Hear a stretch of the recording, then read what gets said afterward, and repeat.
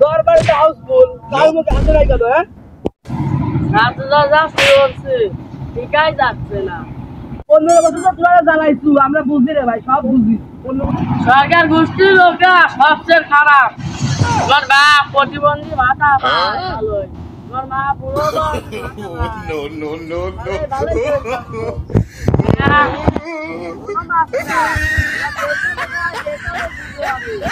তোমরা যে ব্যবহার করো আমাদের সাথে 500 টাকা নিয়ে বাজারে গেলে আমরা বুঝি, তার আমরা সবই বুঝি কত ভালো লাগে।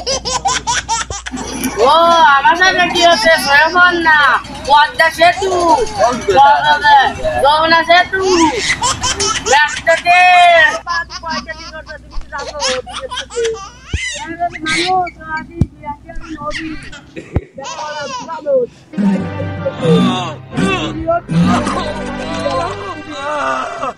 তোরা কি জানিস 1 মিলিয়ন সমান সমান 10 কোটি আর $1 সমান সমান 128 কোটি। ওই বাপ ফালতু কি জীবনে আমার কি বলু, আমি জীবনে কি বানাতে লাগি, আমার মত নেই এই মানুষ, এই এলাকায় কেউ নাই। তুমি কি জানো এই পুরো বাংলাদেশে 18 কোটি মানুষের মাথার উপর 1.5 লাখ টাকা ঋণ।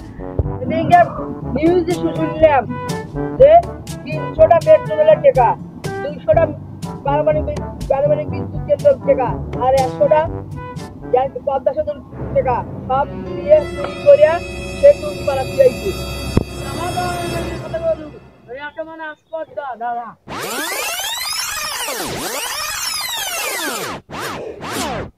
আমি লেগে আবার গরমে যাবো।